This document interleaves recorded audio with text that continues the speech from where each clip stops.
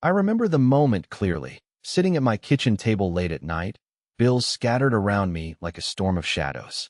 My hands trembled slightly as I reached for the calculator, fingers almost reluctant to punch in the numbers that would tell me how deep in the red I was once again. It was a familiar feeling, one I thought I would have outgrown by now. After all, I was working harder, putting in longer hours, even skipping weekends. Still, no matter what I did, it felt like I was caught in a trap, pulled quietly but forcefully back to the same place I was trying to escape. I've often told myself stories about what this meant. Maybe I just wasn't smart enough, or capable enough to get ahead. I blamed my choices, my circumstances, even luck. But deep down, something in me knew there was a different story trying to tell itself. A story not about failure, but about patterns, invisible strings tying me to familiar territory. The strangest part is I didn't even realize these threads were there until I began to suspect that my attempts at progress weren't just halted by external forces, but by something inside me pushing back. This feeling, this paradox of trying to climb while somehow being held down, it's more common than we talk about. It isn't about laziness or a lack of ambition. I've met people who hustle tirelessly, just like me, yet somehow they find a way out of the cycle while others remain stuck. I started wondering, what if the real barrier isn't the market, the economy, or even skills, but something more deeply written into the programs running beneath our awareness? Something that, from childhood, has quietly told my brain one message after another about money, worth, and safety. I began to look back to the scenes that made up my earliest experiences with money. I saw the tightness in my parents' jaws when bills came in, the hushed arguments about what had to be cut out of the budget, the way hope seemed wrapped up in painful sacrifices rather than opportunity. Their anxieties were real, but for me, I had absorbed those fears without understanding how much power they had over the way I thought about my own financial life. It wasn't just about money. It was about survival, caution, and a kind of invisible rulebook passed down that told me to expect struggle, not success. Every time an opportunity came close, whether it was a chance to invest, a new job prospect, or even a moment to spend on something I wanted, there was this quiet blockage inside, a whisper of doubt, hesitation, sometimes outright fear. It wasn't simply a matter of weighing pros and cons. It felt like my brain was wired to pull me back, to reject the possibility of more. The more I pushed forward, the more resistance I felt, as if I had never been taught how to truly thrive, only how to get by. It took time for me to see this clearly because at first, the patterns were so familiar, they felt normal. I thought everyone had a struggle like this, that financial stress was just part of life. But as I peeled back layers of my own story, I realized something profound. These weren't just habits or bad decisions. They were part of a mental programming shaped by my environment, by the moods and fears of the people who raised me, and the social messages that surrounded us all. My brain had learned to believe that money came with danger, a source of conflict, frustration, and risk that was better avoided. This realization was both unsettling and oddly liberating. Unsettling because it meant I had been working against my own mind in ways I barely understood, repeating cycles set before I could even remember. But liberating because it suggested that maybe, just maybe, those patterns could be changed. If my brain had been trained all these years to expect scarcity and fear around money, what if I could begin to train it differently? What if I could rewrite the inner scripts that dictated my financial story and, in doing so, finally step outside the loop that kept pulling me back? That's the journey I want to share here. It's not about quick fixes or gimmicks. It's about peeling back the invisible layers of conditioning that keep so many of us trapped and gently uncovering how to build a new internal story about money, one that embraces possibility, safety, and growth. If you've ever felt that invisible pull back to the same financial struggles no matter how hard you try to break free, you're not alone. What you're facing is real, but it's also something you can transform. So, I invite you to come with me as we walk through this story together, one where we begin to see the hidden programming in our minds, understand how it shapes our financial lives, and learn how to rewrite it with mindfulness and care. Because until we recognize these invisible codes, the cycle goes on. And when we do, everything changes. I still remember the sharp knot in my stomach when an unexpected expense surfaced, a cracked windshield after a minor accident. The repair wasn't astronomical, Yet I felt the familiar freeze of panic gripping me before I could even calculate the cost. In that moment, I realized how deeply ingrained my mind's automatic reactions were to any financial deviation. It wasn't simply a matter of lacking resources. It was how my brain interpreted these situations as threats lurking in the shadows. That reaction, though it felt instinctive, is actually a trace of an ancient survival mechanism repurposed in our contemporary lives. Just as our ancestors registered danger to avoid predators or scarcity of food, our brains today register financial uncertainty as a form of existential risk. This neurobiological response triggers heightened vigilance, often hijacking rational thought and shutting down creative problem-solving. I've come to see that when financial stress arises, my amygdala, the emotional alarm center of the brain, screams louder than the logical prefrontal cortex can speak. What complicates this further is how experiences in early life prime this emotional circuitry. As a child, I was often told, in subtle and overt ways, that money equated to hardship. Those lessons didn't arrive as explicit instructions, but as emotional tones and unconscious cues seeping into my neural pathways. For example, the sharp sigh my mother released when opening the monthly statement, or the hushed arguments about expenses that never left my ears, encoded a narrative where money was synonymous with strain rather than empowerment. Interestingly, these early imprints shape not just feelings, but expectations about our own capabilities with resources. I noticed that whenever an opportunity required stepping into unfamiliar financial territory, like negotiating a raise or investing, the impulse was often to retreat, to stay within the boundaries of what feels safe. The paradox was clear. The areas where growth and expansion resided also stirred discomfort and self-doubt. One evening, I sat across from an old friend who runs a small business. He shared with me his struggles, and I realized his mindset was profoundly shaped by what he described as his inheritance of scarcity. Despite his evident talent and dedication, he constantly worried that success might slip through his fingers or that newfound gains were invitations for misfortune. He confessed, "It's like I'm wired to expect loss." Listening, I recognized a similar script weaving through my own thoughts, expecting reversals, bracing for setbacks before they happened. While these stories may seem to confine us in invisible chains, I began to recognize that understanding the action of these scripts was a vital step toward shifting them. It's not only that our subconscious reactions bind us, but they do so with remarkable subtlety. Take, for instance, the way small, recurrent worries about finances quietly drain energy and attention. Over time, this chronic low-level stress becomes a backdrop that colors decision-making, reinforcing patterns of hesitation and avoidance.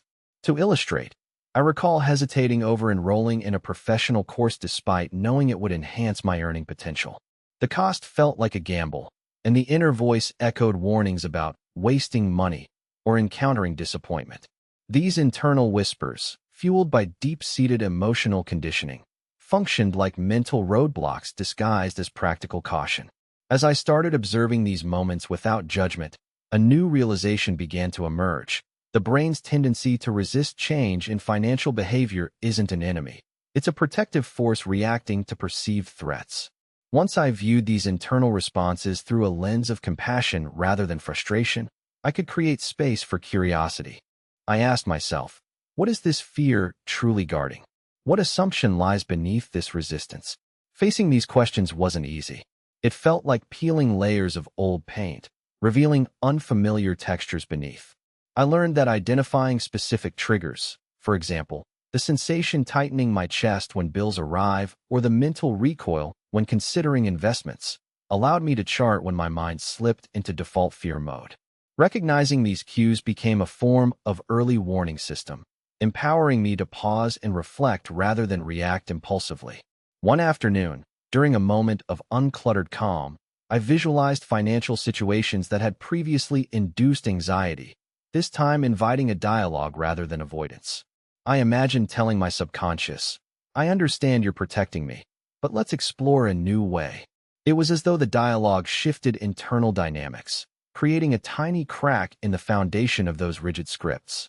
In conversations with others who share similar histories, I found that many have developed a language around their inner financial stress they never thought to express. Naming these emotional patterns, not as personal failings but as learned responses, carves out room for healing. It reminds me that while our minds are powerful in maintaining old systems, they also hold the capacity for remarkable rewiring. So, now, when I encounter moments that once would have sparked fear or paralysis, I remind myself that these are echoes of survival logic rather than truth dictating today's possibilities. This insight alone offers a gentle strength, a reminder that growth often requires sitting with discomfort and inviting new perspectives to emerge within the mind's vast landscape. It's a process of reconciliation rather than battle, where understanding unveils the path beyond constraint. When I first started to pay attention to the subtle ways my mind reacted around income and expenses, I uncovered a pattern far more intricate than mere apprehension. One evening, I noticed a peculiar sense of numbness wash over me when reviewing my monthly budget. It wasn't just avoidance. It was an almost mechanical shutdown, as if my brain was protecting me by disconnecting from the reality of my finances. This automatic detachment, I realized, was a defense mechanism shaped over years, one that kept me isolated from fully confronting my financial truths. I recall a particular moment sitting across from a mentor who asked me to articulate my feelings toward unexpected financial gains. At first, I struggled, unable to verbalize a reaction beyond skepticism or guilt. It struck me then that embracing prosperity had become a foreign concept, encumbered by a complex web of internal contradictions. In truth, whenever opportunity knocked, my inner dialogue would sabotage enthusiasm, whispering caution dressed as wisdom. The paradox was undeniable. I craved stability but recoiled when positive change approached. This internal resistance operates less like an outright rebellion and more like a silent tug-of-war within the brain's emotional cores. Neuropsychology identifies this as an approach-avoidance conflict, where the desire for improved circumstances battles with ingrained wariness of unknown territory. This dynamic often manifests in hesitation to invest, save, or even dream bigger. Consider how that plays out in daily decision-making. When presented with a chance to negotiate a raise, sending an application for a new job, or setting aside funds for personal development, the brain's reluctance can masquerade as logistical concerns. Yet beneath the surface lies a deeper unease about stepping outside the familiar. I found the metaphor of a garden illuminating. Imagine my mindset as soil hardened by drought, not immediately fertile, but capable of renewal when nurtured correctly. Old roots, deeply embedded beliefs, and unconscious programming compete with new seeds of possibility. Without attentiveness, these outdated root systems reclaim territory, preventing fresh growth. Yet with consistent care, those resilient new shoots can thrive, transforming barren ground into a blossoming landscape. One day, during a casual chat with a close friend, I shared these reflections. He pointed out how many people carry invisible ceilings imposed not by external limitations, but by themselves. His observations spurred me to examine my own ceiling, the unseen barrier I had inadvertently set on my financial potential. The challenge was to identify specific moments when this ceiling slammed shut. For instance, I realized that I'd repeatedly turned down higher-paying roles, telling myself they weren't meant to be, effectively tethering myself to comfort zones disguised as constraints. To disrupt this cycle, I started experimenting with micro-affirmations, small, deliberate statements affirming my value and ability to create abundance. At first, these felt awkward, like rehearsing lines in an unfamiliar play. Yet over weeks, these affirmations softened the rigid mental frameworks, fostering flexibility and openness. I recall a morning when, after silently affirming my worth, I impulsively accepted a freelance project that stretched my skills. The result was not just monetary gain, but a surge in confidence and self-trust. This journey also revealed how subtle emotional cues steer behavior. I learned to identify warning lights in my body, a tightness in the chest, shallow breaths, or an uneasy pull in the stomach, as early indicators of my brain stepping on the brakes. Recognizing these physical markers allowed me to pause and consciously question automatic responses. When those sensations surfaced, I imagined myself as an observer watching a familiar movie rather than the main character trapped by it. This shift in perspective created distance and reduced the power of those knee-jerk reactions.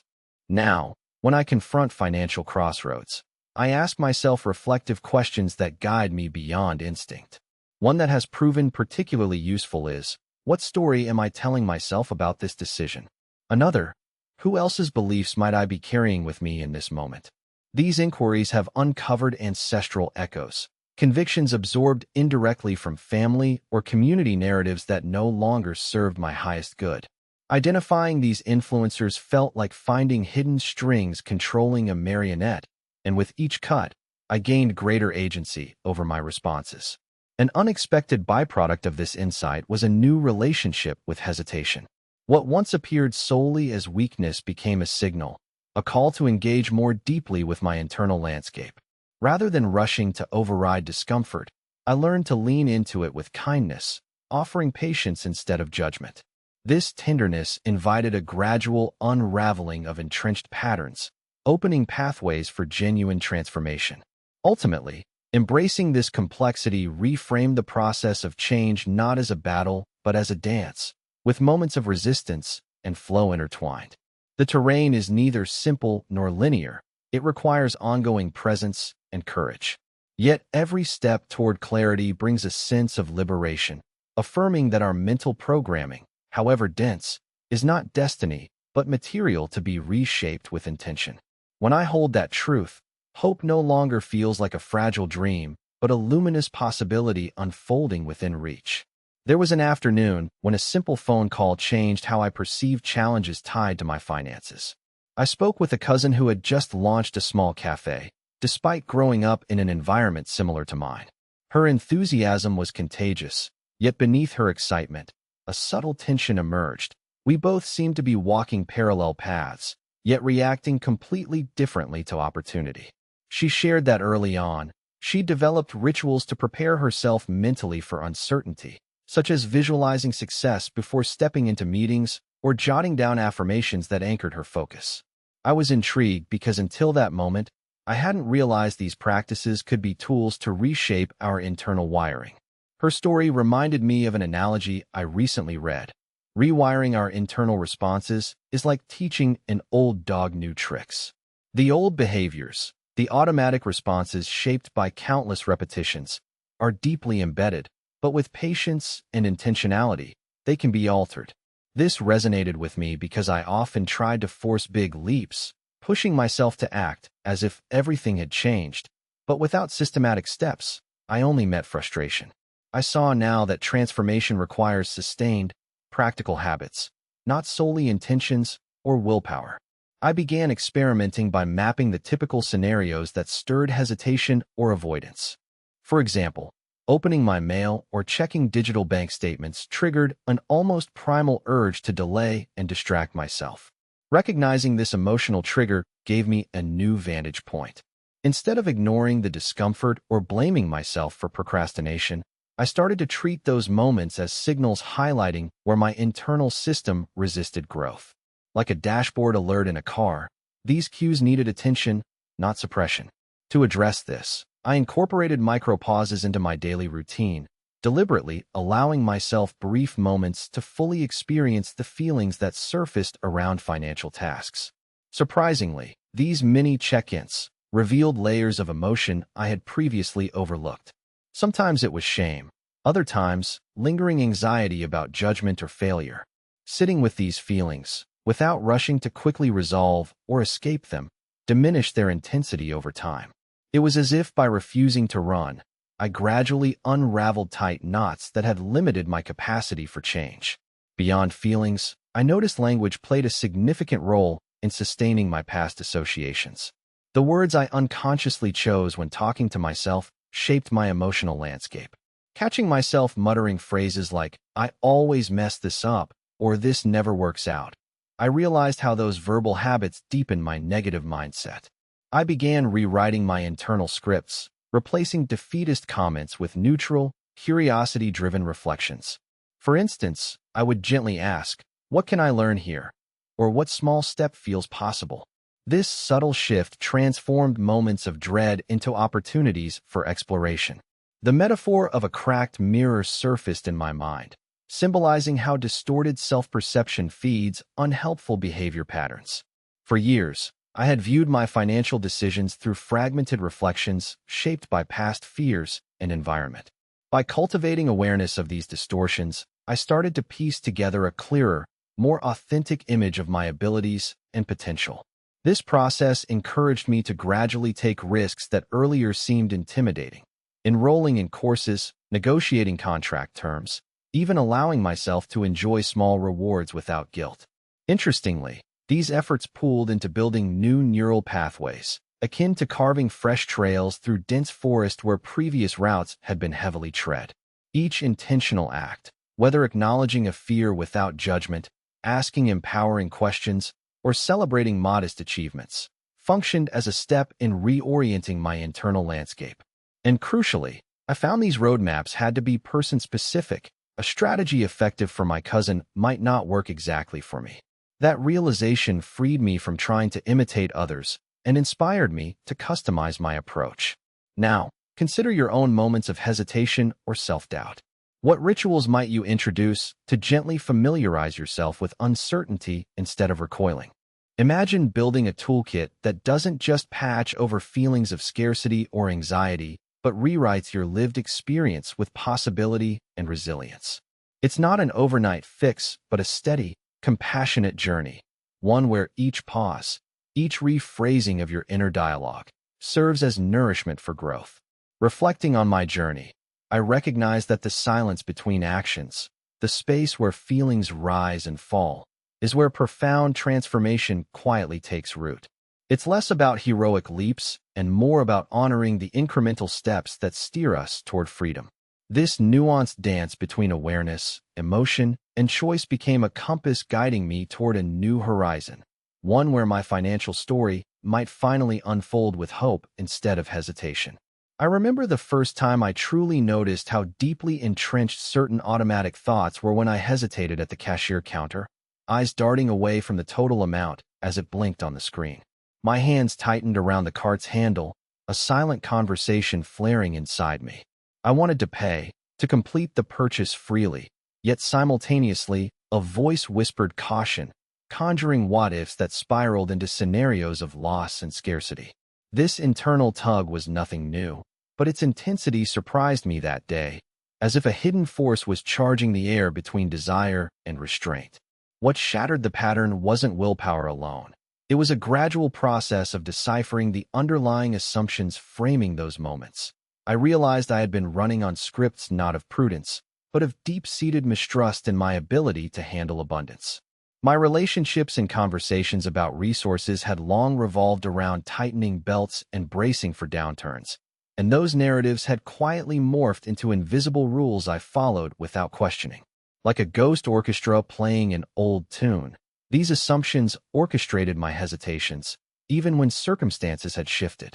One evening, as I confided in a close friend about this recurring self-imposed gatekeeping, she offered a perspective that struck me profoundly. She suggested that rather than framing these moments as failings, they could be seen as evidence of my internal landscape's complexity. She compared it to navigating a maze built over years, where the walls are constructed from past experiences, fears, and learned adaptations. Inside this labyrinth, my reactions were survival tactics, not flaws. That analogy reshaped how I approached my own patterns. Instead of fighting the maze's walls, I began to map it, identifying paths I'd walked so many times they had become automatic, simultaneously discovering gates previously hidden, entrances to new ways of thinking and acting. As days passed, I began small experiments in shifting these ingrained behaviors. One such moment occurred during a routine drive when a radio ad announced a seminar on financial empowerment. In the past, I might have dismissed it swiftly, layers of mental resistance building before the thought even fully formed. But that day, the impulse to resist softened. I paused and asked myself what nudging energy was present and whether it deserved exploration. Signing up wasn't a grand transformation, but it planted seeds. Attending the seminar opened my eyes to perspectives and techniques that felt unfamiliar but rejuvenating, like stepping into fresh air after years indoors. Turning inward, I realized a significant hurdle was the dissociation I'd fostered from my past self. the child who learned scarcity as a survival rule. Instead of honoring that protective child, I judged the habits and fears as weaknesses. When I started to hold compassion for the origins of my mindset, it acted as a balm, weakening defensive walls and allowing a new dialogue to form between my past and future selves. It was as though two parts of me, once at odds, began a tentative truce. I started to ask, what did that younger me need to feel safe, rather than, why am I sabotaging myself now? This shift opened unexpected doors where stubborn patterns began to loosen their grip. Another breakthrough came through journaling, but not the typical budgeting or goal-setting kind. Instead, I penned what I called dialogues with limitation. I wrote as if speaking directly to the inner voice, sowing doubt and constraint. Sometimes I played skeptic. Other times, I offered encouragement. This exercise unearthed nuances previously buried beneath general anxiety and resentment. One night I wrote, I know you're guarding me against loss, yet what would it take for you to trust that growth doesn't always mean danger? These dialogues felt awkward at first, but gradually cultivated a new sense of partnership with my own complexities. When I began testing new habits, I noticed that environmental influences, people, places, even ambient moods, had more impact on my choices than I'd acknowledged. I started curating not just information, but my social and mental space. Surrounding myself with support systems that celebrated progress instead of fixations on limitations became essential. A dinner conversation with a colleague who freely spoke about recent financial wins without guilt contrasted sharply with my own silent fears. Observing this difference stirred something fertile within me. It was clear that relationships and communities shape personal narratives profoundly, sometimes beyond what we perceive. Now, when I encounter crossroads that sponge out confidence, I invite curiosity over judgment.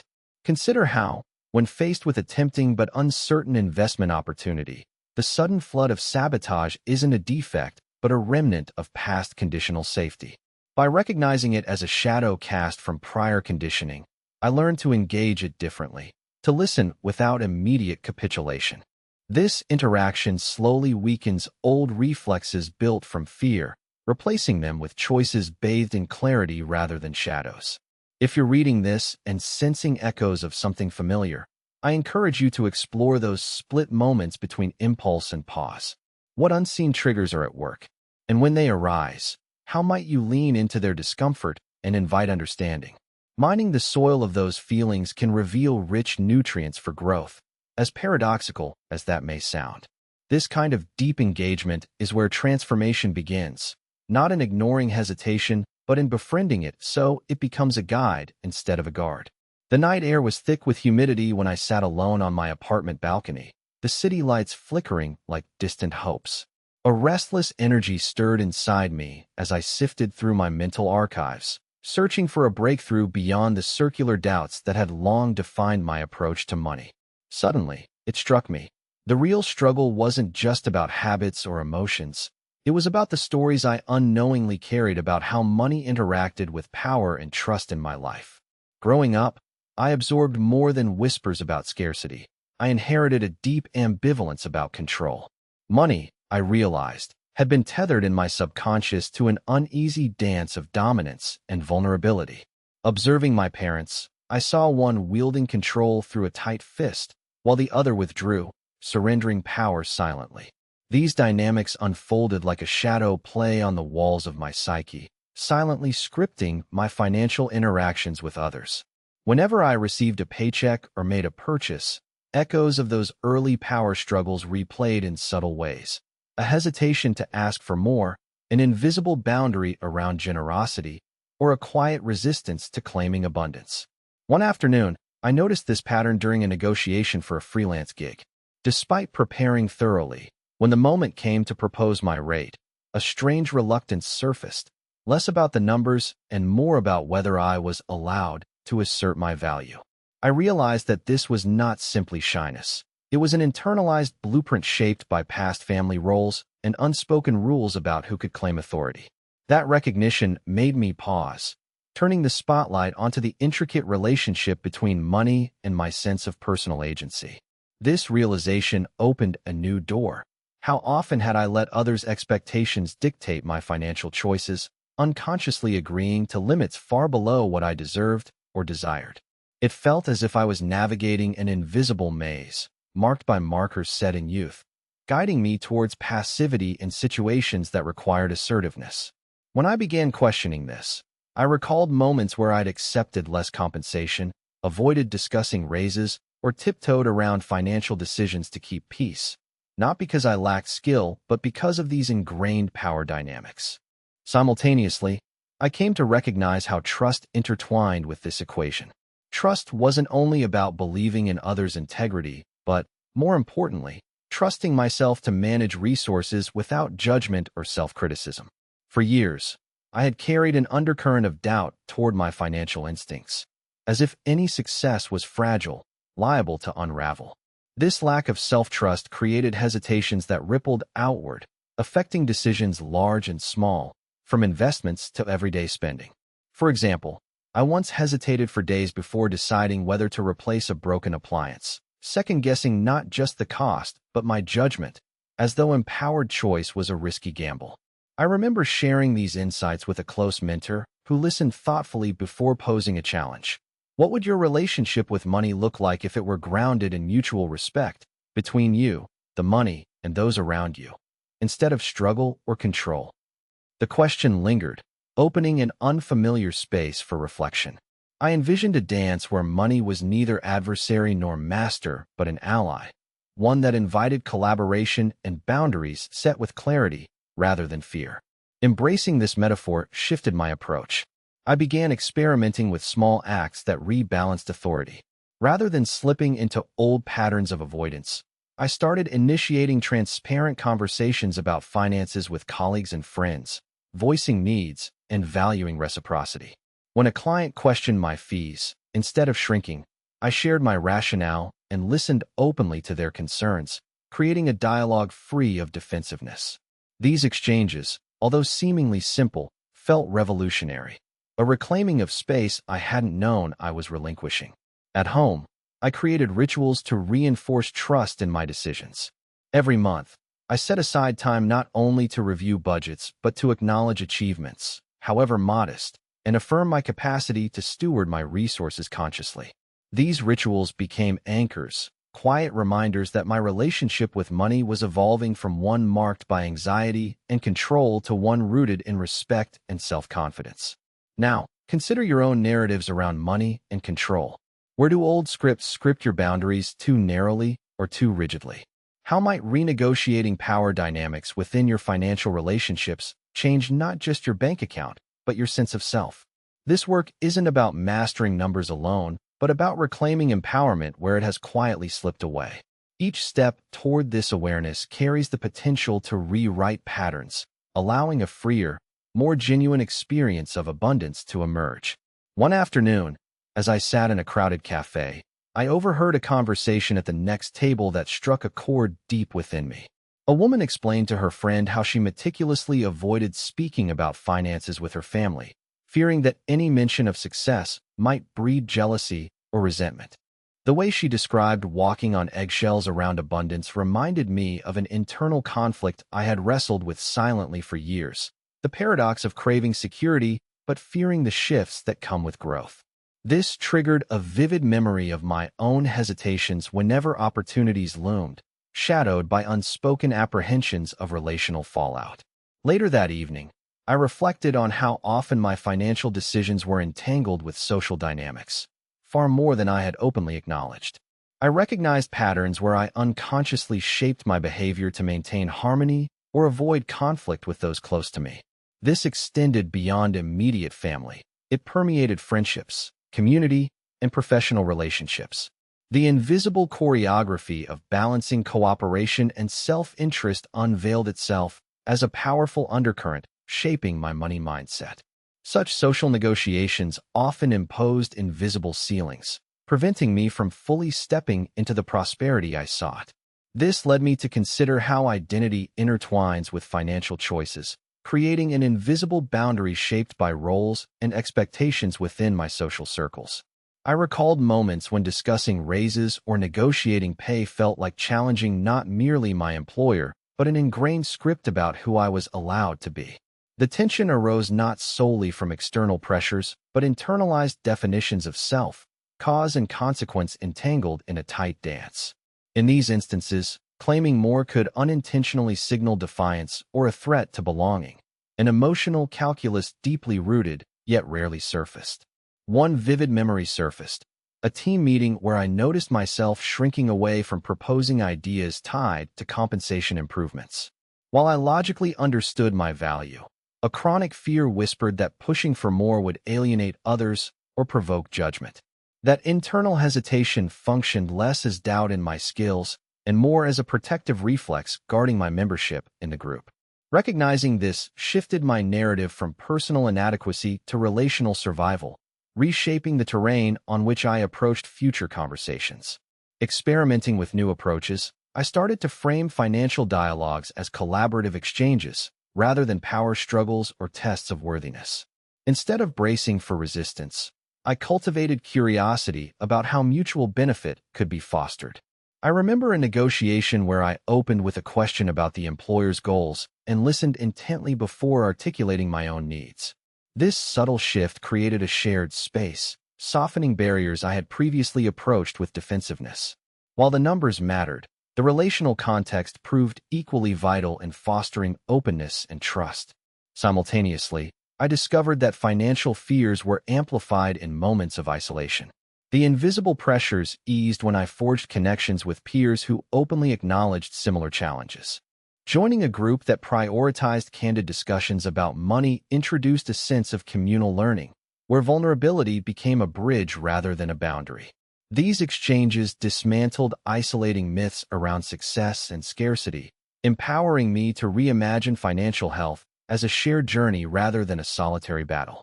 Now, consider how relational dynamics influence your fiscal decisions. In what ways might unspoken loyalties or fears subtly steer your money habits? Imagine navigating conversations with an awareness that beneath negotiations lie desires for connection, acceptance, and safety. Allowing space for these emotional needs to surface can transform interactions, creating environments where financial growth is integrated with relational well-being. This deeper comprehension opens a pathway for rewriting scripts that formerly confined potential within invisible social frameworks. There was a moment when I found myself standing at a crossroad, not in a city street, but inside my own mind. I was grappling with an unexpected job offer that promised better pay and growth, but the offer came from a company whose values didn't exactly align with mine. My gut twisted with uncertainty, swayed between the excitement of advancement and a silent warning voice questioning if trading integrity for income was a sacrifice too steep to accept. The tension was palpable, a battle between opportunity and the preservation of my authentic self. This internal debate revealed how intertwined my sense of self-worth had become with the moral fabric I'd woven around my life. My financial decisions were less isolated calculations and more complex equilibria balancing identity, ethics, and future aspirations. I realized then that ignorance of this interplay jolted me into reactive patterns whenever I faced choices that threatened to dilute who I thought I was. In essence, my discomfort wasn't about the money on paper, but about whether accepting certain gains would fray the threads of my personal narrative. On a chilly autumn evening, I talked this through with a close friend over tea, hoping to untangle the knot. She listened intently as I mapped out my thoughts, and then remarked, "Maybe the real question isn't what you gain or lose financially, but what would be the cost to your story if you choose fuel over foundation?" Her words etched themselves deep, prompting me to explore my own values with a fresh lens, understanding that financial choices can rewrite autobiographies, not just bank statements. As the days unfolded, I noticed how specific memories resurfaced, moments when I'd compromised silently, suppressing doubts to avoid conflict or discomfort. Like hiding a cracked vase behind thick curtains, I'd ignored subtle fractures in my relationship to what I earn and how I earn it. In one vivid flashback, I remembered volunteering to take on extra work for less compensation, convincing myself I was paying dues, but ultimately feeling a quiet erosion of boundaries. This self-sacrifice wasn't benign. It chipped away at self-respect in ways I hadn't fully acknowledged. Recognizing this empowered me to articulate non-negotiables, values that acted as compass points amid the fog of financial tempting offers. I started journaling them aloud. Honesty, creativity, balance, autonomy, principles shaping the foundation I wanted beneath any fiscal advancement. This exercise was therapeutic, as these declarations strengthened my resolve to navigate opportunities with clarity, distinguishing constructive risks from ones that exacted emotional penalties. Engaging with local workshops on ethical entrepreneurship further enriched my awareness. Here, I met people weaving their convictions into their professions, synchronizing profit with purpose. Listening to their stories, I felt my previous fears reshape into informed caution rather than paralyzing fear. They weren't compromising core beliefs, but embracing a wider spectrum of possibility where success and sustenance could coexist with conscience intact. The transformation wasn't instant. During moments of doubt, I grappled with ghosts whispering that I might be closing doors to stability for ideals that mainstream success often dismissed. Yet, gradually, I witnessed how pursuing alignment birthed unexpected opportunities, networking with like-minded individuals, discovering roles that honored creativity, even receiving appreciation for transparency in negotiations. These wins reminded me that health in financial exchanges emanated from congruence, not just accumulation. One crisp morning, as golden sunlight spilled through the window, I revisited that original job offer, examining it with renewed eyes. The allure of the paycheck remained, but I found peace in choosing to decline, knowing that nurturing my inner integrity would yield richer, more sustainable gains. This decision echoed beyond that single moment. It rewired my response to future possibilities, equipping me with discernment sharpened through experience. Now, when faced with paths shimmering with allure yet shadowed by compromise, I consult this internal compass forged in honesty and reflection. A question emerges. What story will this choice stitch into the tapestry of my life?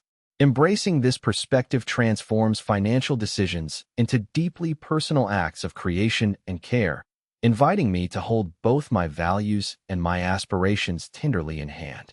Reflecting on this journey so far, I find myself standing at a threshold where countless threads of experience and insight twist together into a complex tapestry, not neatly woven, but alive with texture and tension. It's as though I've wandered through dim corridors of my mind, each revealing shadows and flickers of past conditioning, yet also glimmers of possibility that beckon quietly beneath the surface. There's a particular weight in recognizing how these unseen patterns shape the choices I make, silently sculpting the contours of my relationship with abundance and scarcity alike. I recall a moment when the cacophony of doubts inside me softened enough for a whisper of something different to emerge. In that stillness, clarity began to gather, not like a sudden illumination, but a slow dawning awareness that the forces guiding me have never been merely about numbers or external circumstances. Instead, they intertwine with narratives older than conscious memory, woven through family stories, cultural expectations, and subtle emotional imprints that cling like shadows woven into the fabric of being. It became clear how these currents, often hidden beneath surface confidence, could pull with tremendous force, steering me toward familiar ruins despite my efforts to build anew. There's a peculiar kind of irony in realizing how much effort it takes to release such programming when it masquerades as instinct. I've come to understand that unlearning these deep-seated scripts asks for a patience that is both tender and fierce. It involves embracing contradictions within myself, holding both fear and hope in an open hand, without rushing or attempting to will one over the other. The process feels like walking a tightrope suspended above an abyss of old narratives, where balance depends on curiosity and self-compassion rather than certainty or control. In quiet moments, I've pictured this unfolding inner work as a kind of alchemy, the transformation of heavy leaden beliefs into something luminous and fluid. It requires a willingness to sit with discomfort, to invite the hidden stories into light without judgment, and to engage with them as parts of myself seeking recognition rather than parts to be shunned. This shift in perspective begins to dissolve barriers, opening pathways toward new possibilities that once seemed closed or inaccessible. I sense this subtle movement as a kind of clearing in a dense forest, where sunlight finds its way through the canopy and reveals paths previously obscured. What's remarkable is how this intangible transformation seeps beyond the individual psyche, rippling into the way I relate to others and the world around me. Awareness of the layers beneath urges a gentler approach, not only to my own struggles, but to the stories and struggles of those I encounter. It invites a shared recognition that beneath the surface of economic status and daily choices lie common human experiences of hope, fear, resilience, and longing. This realization softens isolation and opens a space where healing feels mutual, collective. At times, I imagine this process like a river slowly carving its course through solid rock, patient, persistent, and steady. The edges may be jagged, and progress might seem imperceptible from day to day, yet over time, the landscape irrevocably changes. I feel we are each river makers in our own right, shaping the terrain of our inner world, and, through that, the shape of our outer lives. It is a reminder that transformation is often quiet and gradual, unfolding beneath the surface before manifesting in visible shifts. As I navigate these waters, I carry an understanding that the past does not dictate the totality of what's possible. The patterns etched within me, though powerful, are not eternal commandments. There is freedom in recognizing that the mind's current configurations were once adaptations, forms of survival that served a purpose at one time, and that those forms can be reshaped with intention and care. This lends a particular kind of hope that feels neither naive nor forced, but rooted in acknowledging complexity while inviting change. Before me lies the invitation to move forward into a space where new narratives about worth, security, and abundance can take shape. It feels like standing at dawn's edge, sensing the cool air that carries the promise of unfolding light, without precisely knowing how the day will unfold. There is a quiet electricity in this unknown, an open door gently swinging on well-oiled hinges. It calls for embracing courage not in dramatic leaps, but through steady steps attuned to inner rhythms. Inviting you into this shared space, I sense together we tiptoe toward a transforming horizon. The identities and stories we have lived with, sometimes carrying weight too heavy to bear, are beginning to yield. Something tender and expansive stirs, suggesting that beneath the surface turbulence lies a reservoir of untapped capacity and grace. It is there that our narrative can begin to shift, with new textures, hues, and contours coming into view. As I sit with all the pieces of this journey, I realize it has been less about conquering an external obstacle and more about learning to listen to the quiet murmurs within me, the thoughts and emotions I once ignored or dismissed. Somewhere along the way, I mistook pushing harder for moving forward, mistaking frenetic action for genuine progress. But the truth that settled in my bones is more subtle and profound. Transformation begins when I stop wrestling against myself and start leaning into what has been waiting patiently in the shadows, the stories and feelings that have quietly shaped my choices for years. One evening, I traced the lines of an old photograph, worn at the edges, and thought about how much of my relationship with abundance was influenced by inherited perspectives I'd absorbed without question. These were lessons coded deep in family rhythms and cultural echoes, like invisible scripts directing my movements even when I dared to dream differently. This awareness invited tenderness, not self-criticism, toward parts of me that clung to survival instincts, which, though protective in youth, became chains in adulthood. Recognizing this wasn't defeat. It was the first step toward reclaiming my narrative with compassion and insight. The dance that unfolds now between ambition and vulnerability, hope and apprehension, reminds me that our inner worlds are landscapes where contradictions coexist, weaving complex tapestries rather than neat stories. I've discovered that courage doesn't always roar.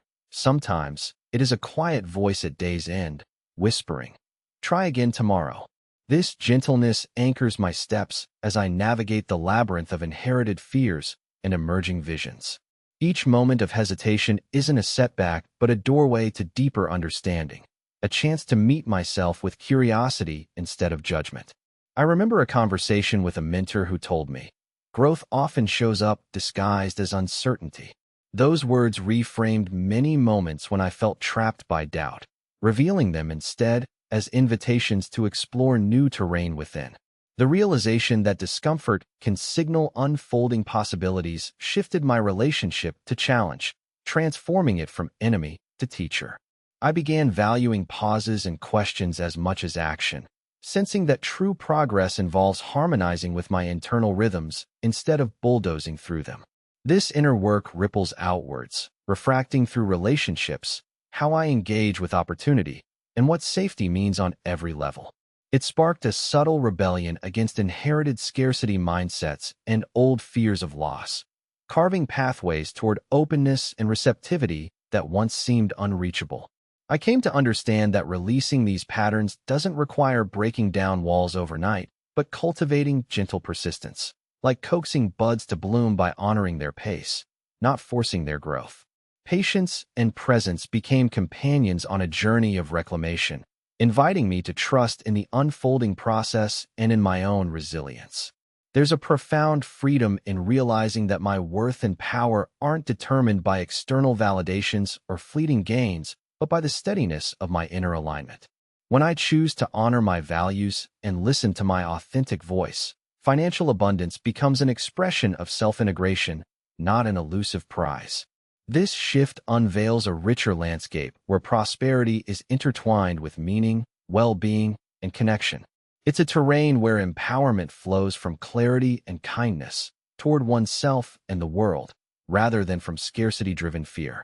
If I could share one invitation with anyone walking a similar path, it would be this: embrace the fullness of your story, with all its complexities and contradictions.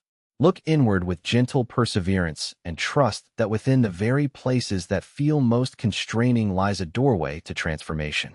Growth is rarely a sprint or a sudden leap, but an unfolding dance of awareness, grace, and resolve. Our minds and hearts carry the capacity to rewrite old narratives and build new landscapes rich with possibility. As night deepens outside my window, I feel a calm that wasn't there before, a quiet confidence rooted in acceptance, and a hopeful openness to what's next. The past patterns no longer bind me. Instead, they become guides, teaching me where to tread softly and where to step boldly. This is not a conclusion, but an ongoing beginning, an invitation to live more fully in the interplay of challenge and grace. And as I move forward, I carry with me the knowing that real abundance blossoms when we heal the unseen threads entwined in our story and allow ourselves to step into a future crafted by mindful choice and inner freedom.